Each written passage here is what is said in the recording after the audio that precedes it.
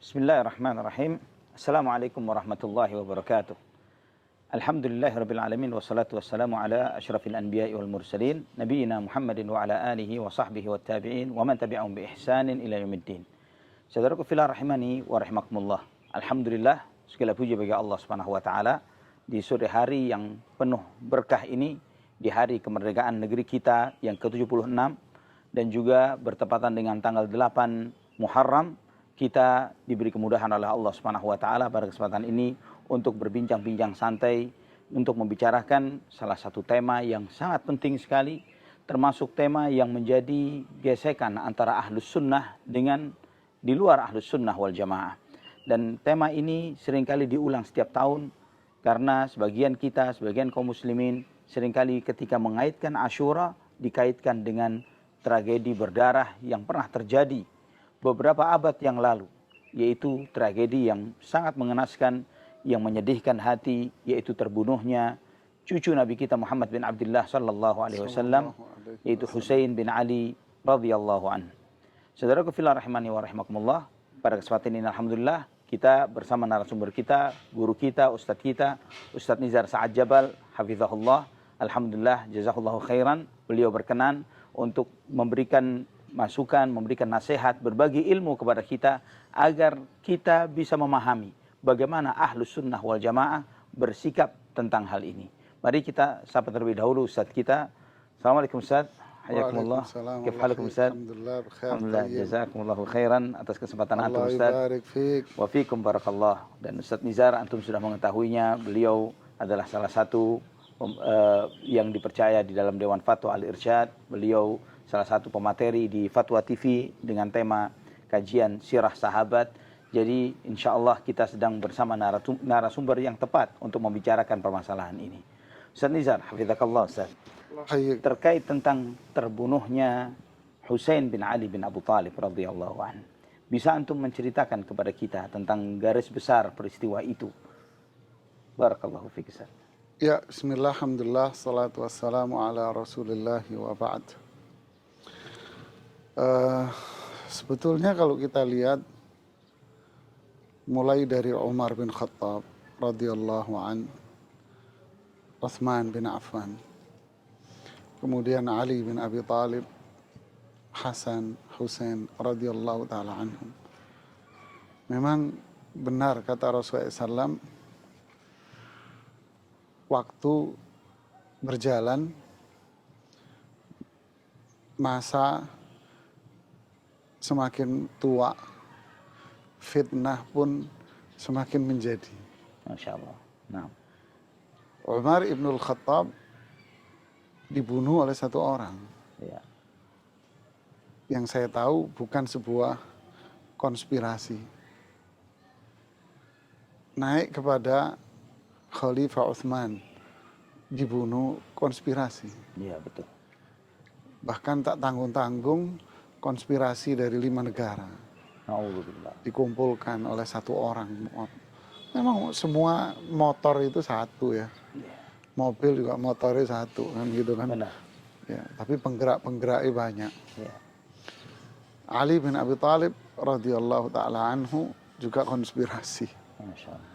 Ya. Kemudian Hasan ibnu Ali radhiyallahu taala anhuma diracuni, juga konspirasi. Husain juga sama. Ya. Memang masalah terbunuhnya Husain ini kan berkaitan dengan satu kelompok yang kalau kita pakai bahasa ekstrim itu lempar batu sembunyi tangan. Lempar batu sembunyi tangan. Ya, bahasa kasarnya maling teriak maling. Masya Allah. Kan gitu. Maksudnya gimana? Ini kan sebuah rentetan cerita, gitu kan, rentetan cerita dimulai dari tahun 60 Hijriah. Ketika Muawiyah bin Abi Sufyan membaiat putranya, yaitu Yazid bin Muawiyah. Ini awal mulanya dari sini. Awal mula. Memang pencetusnya itu sebelumnya panjang rentetan, tapi mulai muncul istilahnya membesar apinya itu dari sini. Api permasalahan ya. Nah, Api masalahnya dari sini membesar. Nah, para sahabat memandang pengangkatan Yazid kurang tepat. Sedangkan Husain radhiyallahu taala anhu tahu persis perjanjian antara Hasan bin Ali kakaknya dengan Muawiyah, yaitu menjalankan pemerintahan sesuai dengan Al-Quran, Sunnah Rasulullah SAW, wa man sabaqahum. Itu orang-orang sebelum mereka, yaitu para khulafa Rasyidun. Artinya kalau penetapan khilafah berarti dibangun di atas syura. ya. Kan gitu kan? Di atas syura. Ya, syura itu kan ada dua, ada penunjukan tim dewan syuranya, Ya. ya, ada yang diserahkan kepada masyarakat. Nah, gitu. Kalau Umar bin Khattab menunjuk dewan syura, Utsman bin Affan melepas, Ya. Ali bin Abi Thalib radhiyallahu anhum melepas. Nah, Muawiyah nunjuk Yazid putranya, sehingga ini tidak disetujui oleh, nggak sejalan lah dengan para sahabat. Tapi mereka membaiat kok. Mereka membaiat. Pada akhirnya mereka membaiat semua. Walaupun Abdullah ibnu Umar pada awalnya kan tidak baiat. Abdullah bin Abbas awalnya tidak membaiat. Abdurrahman bin Abu Bakar Siddiq awalnya nggak baiat. Tapi mereka membaiat akhirnya. Yang tetap dengan pendiriannya tidak mau membaiat Yazid bin Muawiyah itu adalah Husain bin Ali radhiyallahu anhu dan Abdullah bin Zubair bin Awam. Ya, Abdullah bin Zubair bin Awam tidak mau membaiat. Cerita panjang yang pada akhirnya Yazid mengerahkan pasukan. Mereka berdua kan tinggal di Madinah. Nah, kemudian karena kalau bahasa Indonesianya diintimidasi gitu ya oleh pasukan, akhirnya mereka lari dari Madinah ke Makkah malam hari. Nah, dari situ mulailah didengar oleh orang-orang Kufah.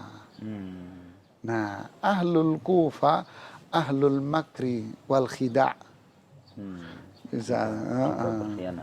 Jadi kelompok masyarakat yang suka berkhianat. Jadi di ubun-ubunnya itu kayak tertulis gitu khianat gitu ya. Subhanallah, dari awal seperti itu ya. Jadi dari awal, dari penaklukan Irak dulu oleh Khalid bin Walid ya. Kemudian Khalid pindah ya kan, diserahkan kepada Syaibani, keluarga Syaibani untuk mengarahkan itu, terus membelot terus sepanjang sejarah gitu kan, sampai terjadi perang Qadisiyah. Itu pembelotan semua itu dari mereka itu, orang-orang ahlul Irak secara umum. Nah,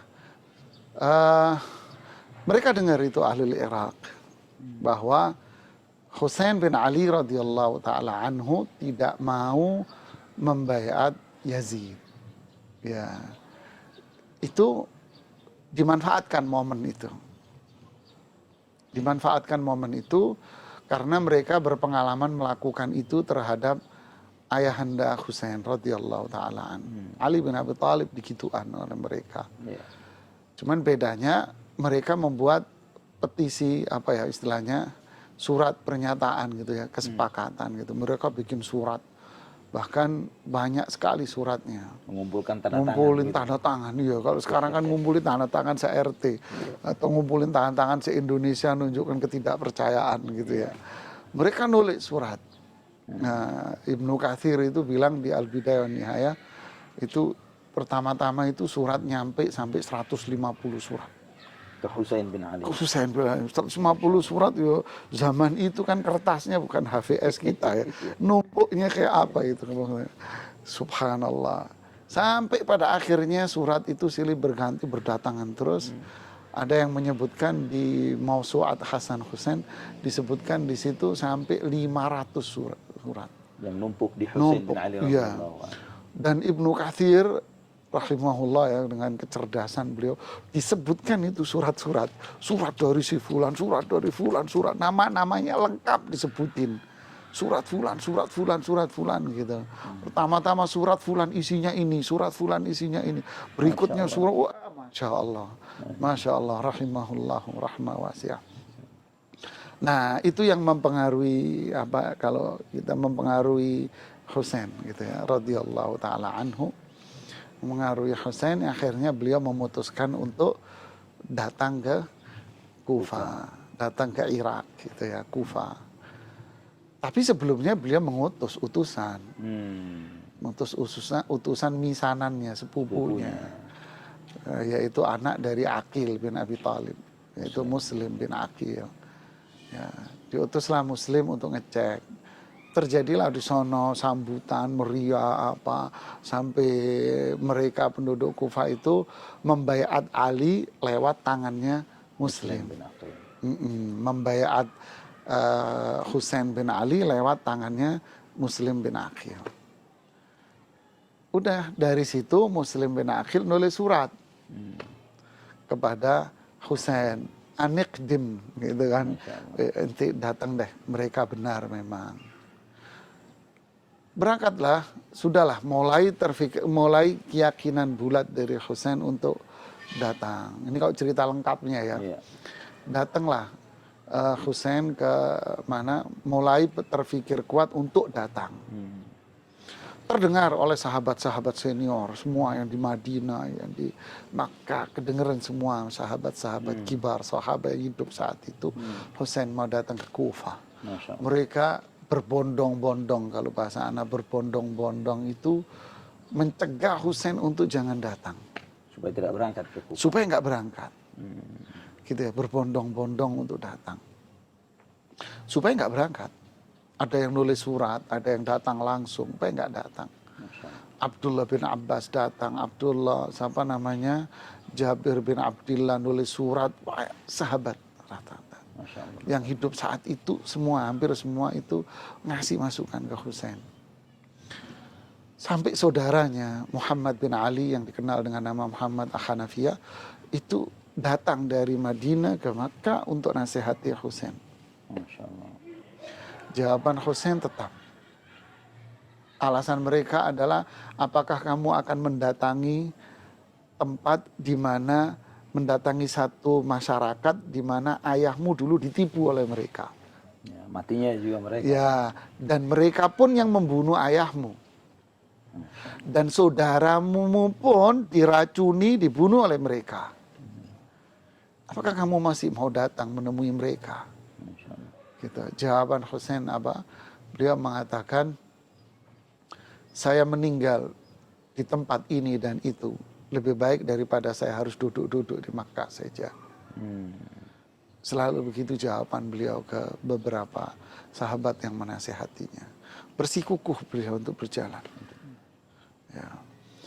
Jalanlah beliau, subhanallah, beliau itu jalan di hari Tarwiyah. Hari Tarwiyah itu kan tanggal 8 ya, Dzulhijjah. Berangkat ninggalin Makkah. Kisah Muslim bin Aqil yang di Kufa pun berjalan sampai gubernur Kufa yang pertama bernama Nu'man bin Bashir. Nu'man bin Bashir tahu apa yang terjadi dengan penduduk Kufa, dukungan besar terhadap Husain bin Ali radhiyallahu anhu. Tapi gubernur Kufa saat itu tutup mata dengan apa yang terjadi. Ringkasnya begitulah, tutup mata dengan yang terjadi. Kemudian ada mata-mata yang menyampaikan kepada Khalifah Yazid bin Muawiyah bahwa gubernurnya tutup mata. Nah, akhirnya ada, lupa saya namanya, orang kepercayaannya Muawiyah, penasehat. Kepercayaan Muawiyah. Muawiyah wafat, akhirnya dia jadi penasehat Yazid. Gitu, penasehat Yazid. Yazid sebetulnya tidak suka dengan Ubaidullah bin Ziyad. Tidak suka dia sama Ubaidullah. Karena yang nunjuk itu dulu abahnya di Basra, dia nggak suka. Tapi si penasehat ini menyarankan agar gubernurnya diganti. Dengan Nu'man bin Bashir diganti dengan bin Ziyad. Ubaidillah bin Ziyad. Nurut Yazidnya dengan penasehat ini. Digantilah. Akhirnya dua wilayah digabung jadi satu. Basra sama Kufa. Nah, muncullah penggabungan wilayah Basra. Ini Basra itu kan ada dua. Basra yang Irak, Basra yang di luar Irak. Ini Basra yang Irak. Nah, digabung jadi satu wilayah Basra. Ya, Basra itu wilayah atas, Kufa itu wilayah atas, ini Basra wilayah bawah.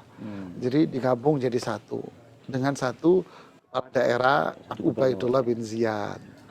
Ringkas cerita, Ubaidullah bin Ziyad masuk. Dan dia nyelinap ini ternyata benar.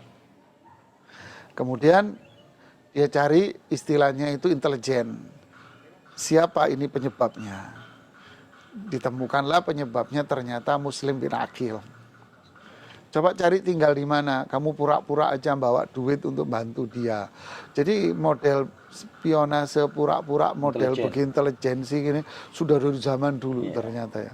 Pura-pura bawa fulus gitu ya, terus ngasih pura-pura gabung di majelis taklim padahal dia intelijen. Intelijen ya. Saya emang dari zaman dulu begitu. Alhasil dia datang bawa fulus dan sebagainya.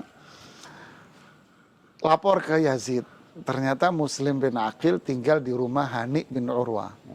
Lapor ke Ubaidillah. Lapor ke Ubaidillah ke Ubaidillah bin Ziyad. Ya, ke Ubaidillah bin Ziyad lapor. Di rumahnya Hani. Ringkas cerita, Hani ditangkap. Obrolan panjang disebutkan oleh Imam Ibnu Katsir. Yang jelas ya si Ubaidillah nanya, "Mana Muslim? Andai Muslim di bawah kaki saya tidak akan saya angkat." Masya Allah. Masya Allah. Ya, luar biasa ya. Gak bakal saya angkat. Nah dari situ Hani dia mengalami penyiksaan oleh Ubaidillah bin Ziyad di hidungnya patah, ininya luka-luka parah di mukanya, terus di penjara. Muslim bin Aqil dengar. Akhirnya dia mengumpulkan kira-kira 4.000 penduduk Kufa pendukung Husain. Ini ghadarnya di sini. 4.000 penduduk Kufa ngumpul. Mengepung istananya Ubaidillah bin Ziyad. Dengan formasi pertempuran. Maimanah, Maisarah, Qalb. Ya kan, pasukan sayap kanan, pasukan sayap kiri, dan pasukan penyerang. Pasukan penyerang Muslim bin Aqil. Udah nyampe di situ, Ubaidullah bin Ziyad melihat penyerangan itu ditutup istananya dia. Ditutup, semua pintu ditutup. Nunjukin apa? Jaban. Ya, tutup semua. Orang pengecut itu pasti belut. Kan gitu kan, belut nih. Udah ditutup semua. Di dalam istananya itu ada tokoh-tokoh Kufa.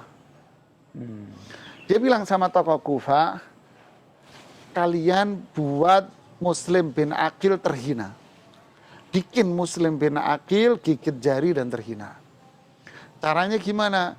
Kamu takut-takutin itu semua orang. Ancam semua.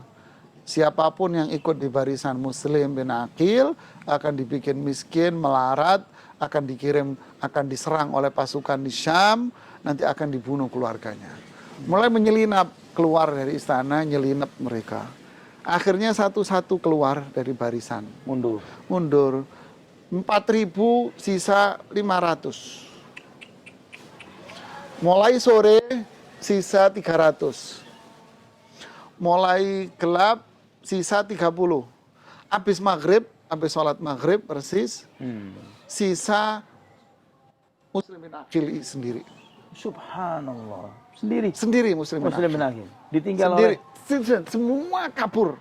Subhanallah. Ghadar. Lihat pengkhianatan hebat dari penduduk Irak, Kufa.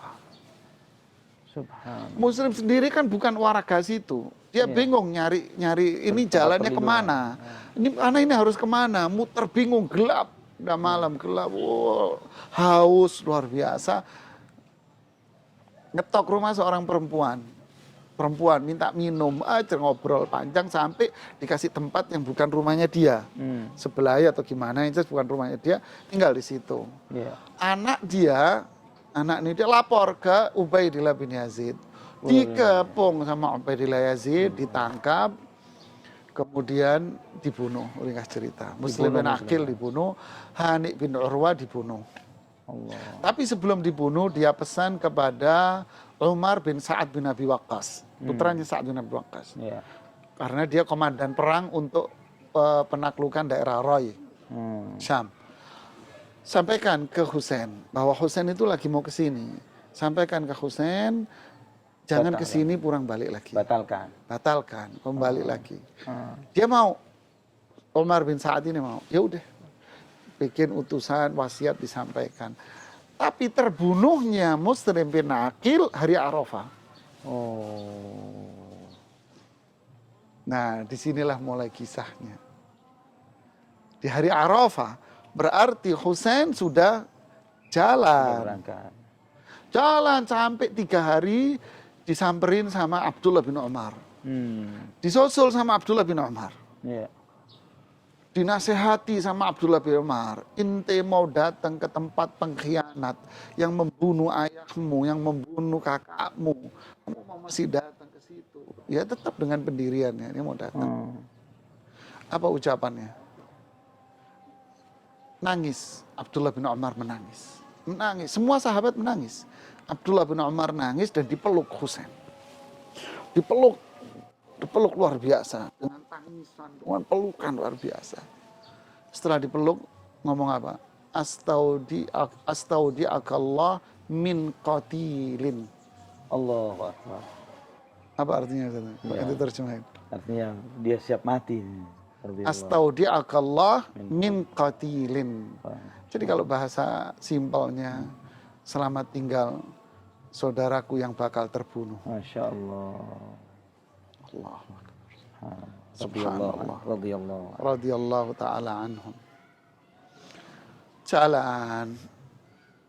Setengah jalan ketemu penyair Farosdak yang pernah dipenjara di sumur oleh Umar bin Khattab. Sama Farosdak juga bilang, bagaimana dengan penduduk Kufah? Farosdak bilang, hati mereka sama kamu, tapi pedang mereka sama penguasa. Tetap beliau jalan. Tetap lanjutkan. Sampailah di situ, Ubaidullah bin Ziyad tahu mengirim pasukan, 1000 pasukan. Komandannya Hur bin siapa namanya? Lupa namanya, komandannya Hur bin siapa gitu. Al-Hur komandannya. Tugasnya dia apa? Tugasnya dia menghalau jangan sampai Husain masuk ke Kufah. Nah itu tugasnya dia. Ketemulah di Qadisiyah. Di Qadisiyah ketemu. Mau kemana kamu? Saya mau ke Kufah. Ya, saya mau ke Kufah. Kata komandannya Hur ini bilang, lebih baik Anda balik lagi ke Makkah. Suruh balik sama komandan. Ya, tahu menghormati, balik ke Makkah. Kenapa?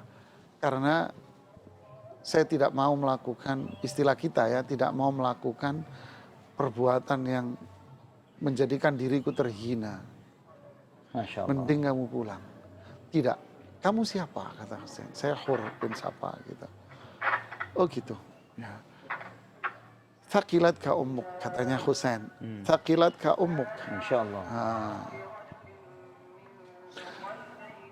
Kalau bukan engkau yang ngomong, saya akan menuntut balas. Ini ringkas cerita, komandan ini akhirnya menggiring Husain ke wilayah utara. Biar nggak masuk ke Kufah, digiring. Wilayah utara itu masuk ke wilayah Karbala. Diarahkan ke arah Karbala. Ya, sampai masuklah ke wilayah Karbala. Husain mengatakan, ini tempat apa? Dijawab Karbala. Karbala, Husain menjawab, Karun wabala. Karbun wabala. Iya, karbun wabala. Karbala, karbun wabala. Ya, ini problem dan penuh permasalahan ini di sini nih. Problem dan masalah. Iya, problem dan masalah ini. Karun wabala. Radhiyallahu. Nah, disitulah cerita berkembang. Akhirnya pasukan Umar bin Sa'ad yang harusnya ke daerah Rai dialihkan sama Ubaidullah bin Ziyad untuk menghadapi Husain bin Ali. Jumlahnya 4.000. Jadi 4.000 ditambah 1.000, 5.000 menghadapi Husain bin Ali yang jumlahnya 74 saja. Terdiri dari keluarganya, anak-anaknya, ponakan-ponakannya, sepupu-sepupunya 72 orang. Radhiyallahu ta'ala anhu. Nah, disitulah ketika hari Kamis ya. Hari Kamisnya itu mereka sudah mulai menyerang. Kemudian terjadi obrolan, negosiasi dan sebagainya. Mereka mau melakukan penyerangan dan Husain bin Ali siap untuk menemui Yazid bin Muawiyah, jika tidak siap untuk pulang. Tapi sebetulnya Ubaidullah bin Ziyad setuju dengan tawarannya Husain. Tapi ada idzin ba'atha asqaha. Famuncul asqal qaum. Ya, setannya muncul di situ. Setannya ada Syamr bin Dzil Jushan. Itu setannya. Syamr bin Dzil Jushan. Ini setannya. Dia bilang tidak boleh. Husain harus ikut hukum kamu, wahai Ubaidullah. Terpengaruh Ubaidullah bin Ziyad oleh Syamr bin Dzil Jushan ini. Akhirnya Syamr bin Dzil Jushan diutus. Kalau Umar bin Sa'ad tidak mau mengikuti perintah kamu, wahai Syamr, jadi komandannya. Oh, setan nih. Jadi komandan. Disitulah dia Syamr mengerahkan 5.000 untuk menyerang. Kamu wahai Husain harus ikut hukumnya Ubaidullah bin Ziyad. Tidak mau. Kalau gitu kami siap membunuhmu. Beri kami waktu untuk berdoa. Malam itu berdoa dan sebagainya. Nah, disinilah ada yang disebutkan dalam referensi Syiah bahwa Zainab bintu Ali, saudaranya Husain, adiknya, itu menangis. Akhirnya direda tangisannya, menangis sesuatu yang sudah ditentukan ajal dan sebagainya, direda. Karena mereka tahu Husain bakal terbunuh gitu loh. Kemudian Husain mengatakan kepada Zainab, in mittu ana, jika aku wafat, kantongmu jangan kamu robek-robek. Subhanallah ya. Kantongmu jangan dirobek-robek. Kemudian kamu jangan memukul-mukul badanmu. Kemudian kamu jangan menangis-nangis, merintih-rintih. Ya. Jangan meratap. Jangan meratap, jangan merintih-merintih, tangisanmu jangan. Tapi kuburkanlah aku dengan cara yang baik. Gitu. Ini wasiat, ini riwayatnya riwayat sahih dan disebutkan dalam masadir Syi'iyah juga ada di situ. Di Biharul Anwar dan sebagainya. Nah, terjadilah pagi harinya, mulai pertempuran di situ di hari Jumat. Ya, hari Jumat terjadi pertempuran dahsyat, tektok, semua tahu bahwa ini nggak seimbang. Mereka akan yakin saya ingin wafat di samping Husain. Satu demi satu wafat.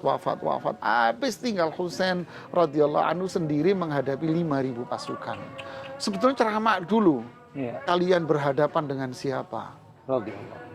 Innama yuridullahu liyudhiba ankumur rijsa ahlal baiti wa yutahhirakum tathira. Dibaca ini surat Al-Ahzab. Allah ingin mensucikan, membersihkan keluarga Nabi. Ini keluarga Nabi, saya tinggal satu-satunya. Saya ini keluarga Rasulullah SAW, ini semua keluarga Nabi. Kalian akan membunuh. Wahai ahlu Kufah, kalian yang menulis surat kepada saya, disebut namanya satu-satu. Wahai fulan, kamu nulis surat sama saya. Wahai fulan, kamu nulis surat sama saya. Wahai fulan, satu-satu disebut sama Ali. Sama Husain radhiyallahu anhu. Sekarang kamu melakukan saya seperti ini. Saya cucu Rasulullah SAW. Ana rayhanata. Allahu Akbar radhiyallahu ta'ala. Syabab ahlil jannah. Ya. Orang yang baunya wangi. Pemimpin surga, kalian memberlakukan ini. Mundur pasukan itu semua. Tidak ada satupun yang menyerang dan menyentuh Husain. Idzin ba'atha asqaha. Muncul setan yang namanya Syamr bin Dzil Jushan. Apa yang kalian lakukan? Celakalah kalian semuanya, katanya dia. Maju serang dia, diserang. Diserang. Orang pertama yang melukai Husain namanya Husain pakai sod. Ya. Husain bin Tamim. Menyukai kaki beliau. Luka kaki. Melukai mulutnya berdarah. Dilempar dengan senjata, melukai mulutnya berdarah semua. Kemudian setelah itu dilukai oleh seorang yang bernama Sinan bin Anas. Sinan bin Anas melukai kakinya sehingga Husain terjatuh, nggak bisa bergerak. Akhirnya muncul seseorang bernama Urwah bin Syarik At-Tamimi. Dia inilah yang menggorok dan membunuh Husain. Dalam riwayat ada yang mengatakan Urwah ini yang memotong lehernya Husain. Dalam riwayat yang lain yang memotong adalah Syamr Dzil Jaushan. Gitu. Terus dibawa lehernya menemui Ubaidullah bin Ziyad. Adapun riwayat yang mengatakan kepalanya dibawa menemui Yazid, Ibnu Katsir mengatakan ini nggak benar riwayatnya. Riwayat palsu. Dan kepalanya Husain dimakamkan di daerah Kufah. Menurut riwayat yang sahih oleh Ibnu Katsir dan yang lain. Begitulah kisahnya. Seringkali dalam peristiwa ini, di Asyura ini, orang-orang Syiah Rafidhah, mereka meratap, mereka menyakiti, memukuli diri mereka, menangisi diri mereka.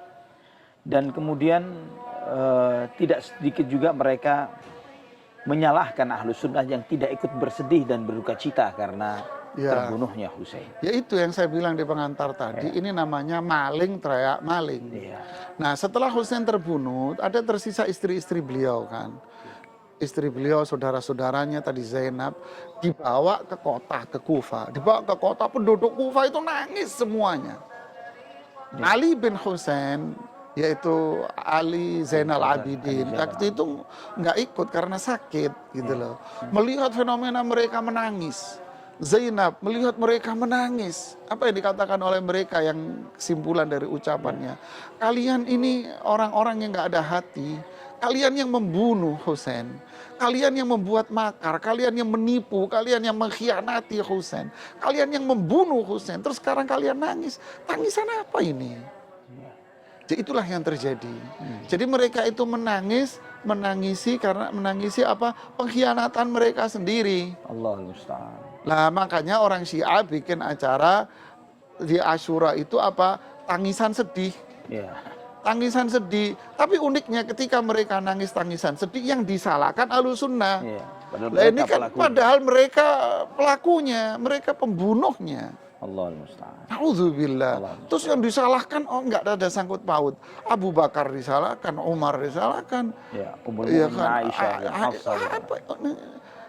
Bi'ai aklin wadin. Akal apa ini? Orang enggak punya akal seperti ini. Sikap Ahlus Sunnah terhadap mati syahidnya seorang imam besar, seorang tokoh besar seperti Husain bin Ali atau ayah beliau atau Utsman bin Affan, atau bahkan matinya para nabi dan para rasul seperti yang dibunuh oleh Yahud seperti Nabi Zakaria dan Nabi Yahya. Bagaimana sikap Ahlus Sunnah, Ustaz? Ya, berkaitan dengan Husain secara spesifik ya. Para ulama Ahlussunnah wal Jamaah mengatakan qutila mazluman radhiyallahu taala anhu. Qutila mazluman, terbunuh dizalimi, syahidan sebagai syahid, ya, walaisa kharijiyan, walaisa imaman, bal huwa ma'muman. Ya, beliau terbunuh sebagai sosok yang terzalimi, ditipu, ya, dibohongi, dikhianati, ya, dizalimi, dan beliau mati sebagai syahid, bukan sebagai pemberontak, bukan sebagai imam, tapi beliau sebagai warga masyarakat yang ditipu, dibohongi. Ya. Masya Allah. Allahu Akbar. Dan mereka yang mendolimi dan menipu Husain, membunuh Husain, akhir hayatnya mereka tidak ada yang beres. Kata Ibnu Katsir, rata-rata mereka itu di akhir hayatnya gila. Rata-rata gila. Rata-rata gila mereka semua, atau dalam kondisi benar-benar mengenaskan, terhina. Ustaz Nizar, Masya Allah, pembicaraan cerita yang Antum sampaikan sangat menarik, sangat mencerahkan bagi kita semuanya. Banyak hal yang banyak di antara kita yang banyak belum tahu tentang hal ini. Dan kita pemuda-pemuda Ahlus Sunnah wal Jamaah perlu tahu tentang kisah ini dengan versi yang sahih, versi yang benar. Versi yang bukan membuat kita ini bersikap ghulu, berlebihan terhadap cinta kita kepada Ahlul Bait, namun di saat yang bersamaan akibatnya memunculkan kebencian kepada para sahabat. Karena kita Ahlus Sunnah wal Jamaah, cinta kepada para sahabat sebagaimana perintah Allah dalam banyak ayat Al-Quran, dan cinta kepada Ahlul Bait. Dan insya Allah, pemirsa, saudaraku fillah rahimani wa rahimakumullah, dari pemaparan Ustaz kita, Ustaz Nida Sa'ad Jabal, kita bisa mengambil banyak hikmah, banyak pelajaran. Yang diantaranya bahwa kita Ahlus Sunnah mencintai para sahabat radhiyallahu anhum, mencintai para Ahlul Bait. Kita Ahlus Sunnah meyakini bahwa Hasan dan Husain, sayyidu syababi ahlil jannah, adalah pemimpin dari pemuda-pemuda surga. Kita mencintai mereka lebih daripada cinta kita kepada diri kita sendiri. Dan juga kita meyakini bahwa kecintaan kita kepada Ahlul Bait dan sedihnya kita atas syahidnya beliau, syahidnya Husain, bukan berarti membuat kita harus melakukan ritual kesedihan setiap tahunnya. Karena nabi-nabi yang mati terbunuh pun banyak disebutkan oleh Allah dalam Al-Quran, dan itu tidak membuat kita harus meratapi, dan itu tidak pernah diajarkan oleh Nabi kita Muhammad SAW. Dan bahkan Rasulullah SAW sangat melaknat dan mengutuk perbuatan ini, dan beliau menyebutnya sebagai perbuatan jahiliyah. Mungkin kesempatan singkat ini adalah kesempatan yang bisa memberikan banyak keberkahan ilmu bagi kita semuanya. Insya Allah kita bisa dipertemukan kembali dalam pertemuan-pertemuan yang bisa memberikan banyak manfaat bagi kita semuanya. Jazakallahu khairan. Barakallahu fikum. Kita tutup dengan kafaratul majlis. Subhanakallahumma bihamdik, asyhadu an la ilaha illa anta astaghfiruka wa atubu ilaik. Wassalamualaikum warahmatullahi wabarakatuh.